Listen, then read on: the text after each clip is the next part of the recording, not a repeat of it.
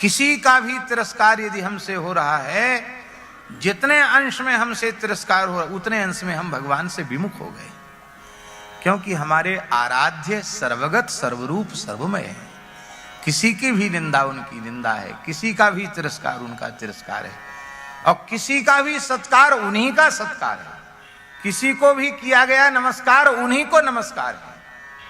आकाशात पतितम तोयम यथा गच्छति सागरम सर्वदेव नमस्कारः राघवम प्रतिगच्छति केशवम प्रतिगच्छति। आप कहीं प्रणाम करोगे सब जाएगा वहीं वहीं पहुंचेगा। हमारे पूज्य गुरुदेव श्री भक्तमाली जी महाराज, बुंदेलखंड की बात है, एक हनुमान धारा नामक पवित्र स्थल पर, हनुमान जी का सिद्ध स्थान है, एक चित्रकूट में हनुमान धारा है, वो नहीं, ये दूसरा हनुमान धारा, ये ओरछा के निकट। तो हम भी थे, साथ में दर्शन करके आ रहे थे। तो एक गांव में जहां रुके थे वहां पहुंचे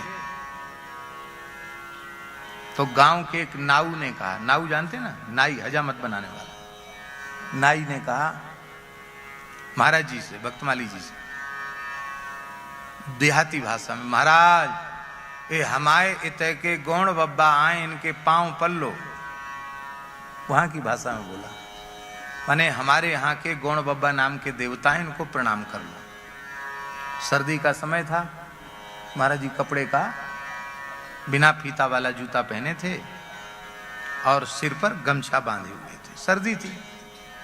तो महाराज जी ने तुरंत जूता खोल दिया अपने पैर के ही एड़ी के सारे से, और सिर की साफी गमछा हटा के उस देवता के चबूतरा पर सिर रखकर प्रणाम करके बोले, जोशी सोशी तब चरण नमामि, मोह पर कृपा करिए अब स्वामी। हम दूर खड़े थे, जैसे बाबा बैठे इतनी दूर हम खड़े थे। हम भी पैर में चप्पल पहने हुए थे, हम तो न चप्पल उतारे न हम प्रणाम किए। हम मन में सोचने लगे, ए भाई ये गौण तो एक प्रकार से क्षत्रिय जाति के देवता होते हैं, क्षत्रियों में भी थोड़े छोटे माने जाते हैं, पर हमारा तो शरीर ब्राह्मण कुल का है। ये लोग तो जब किसी के सिर पे आते हैं तो ब्राह्मणों के बालकों को प्रणाम करते हैं, तो हम इनको काहे को प्रणाम करें? वो महाराज जी तो बड़े सीधे हैं, इनको कोई भी कुछ कह दे सबकी बात मान लेते हैं। हमने प्रणाम नहीं किया, पर मन में हुआ कि ऐसे क्या प्रणाम करना चाहिए, चाहे जहां जहां कहो वहीं प्रणाम कर लो।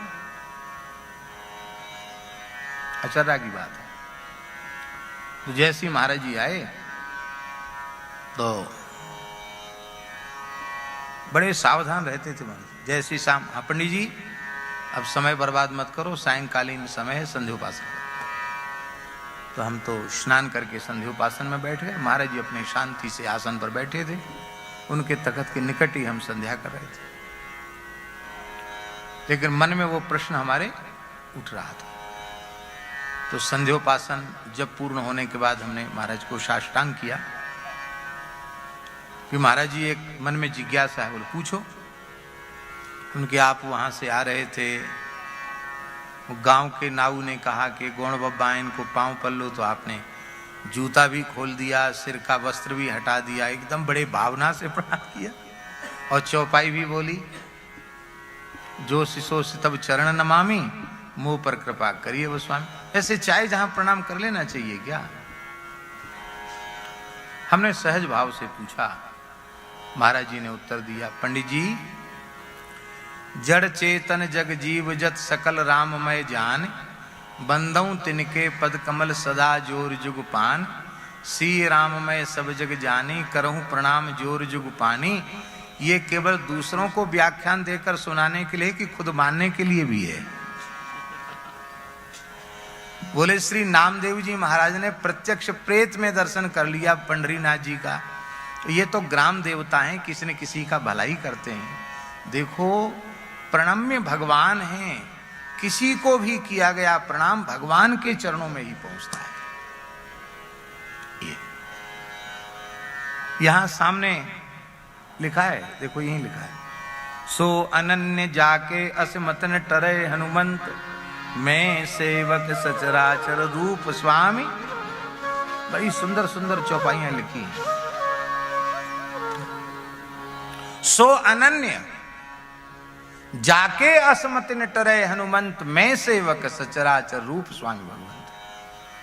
पर यहां रामाय कार्यम नमः का अर्थ है, जहां कहीं प्रणाम करो समझो हम राम जी को ही प्रणाम करो। रामाय कार्यम नमः।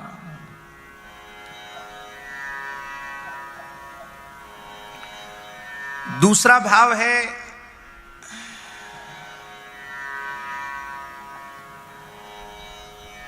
संसार में ऐसे लोग भी हैं जो तुम्हारे प्रणाम का उत्तर देने वाले नहीं है। समझ में ही बात नहीं आई। यद्यपि प्रणाम करने वाले के मन में यह अपेक्षा बिल्कुल नहीं होनी चाहिए कि प्रणाम जिसको हम कर रहे हैं वो हमारे प्रणाम का कुछ उत्तर दे। उसने प्रणाम कर लिया, उसका काम पूरा हुआ।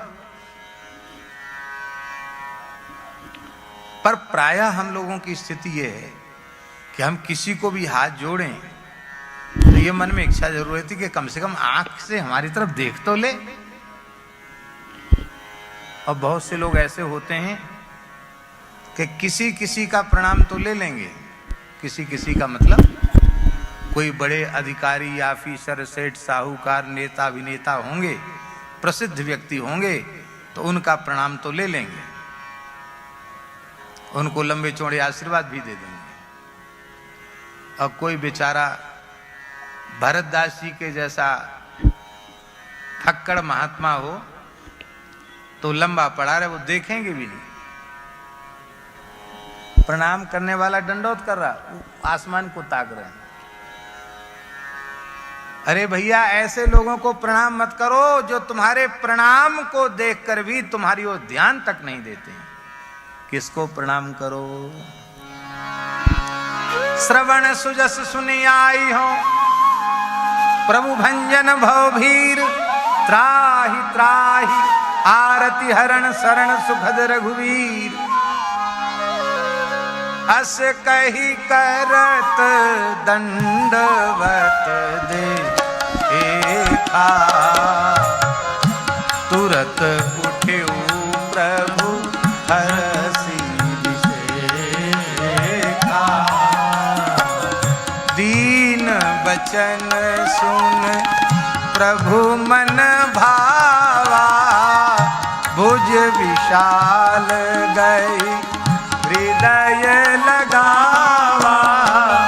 अनुज सहित मिली डिंग बेचारी, बोले बचन भगत भयहारी। कहू लंकेश सहित परिवारा, कुशल कुठार वास तुम्हारा। खल मंडली बसहु दिन राती,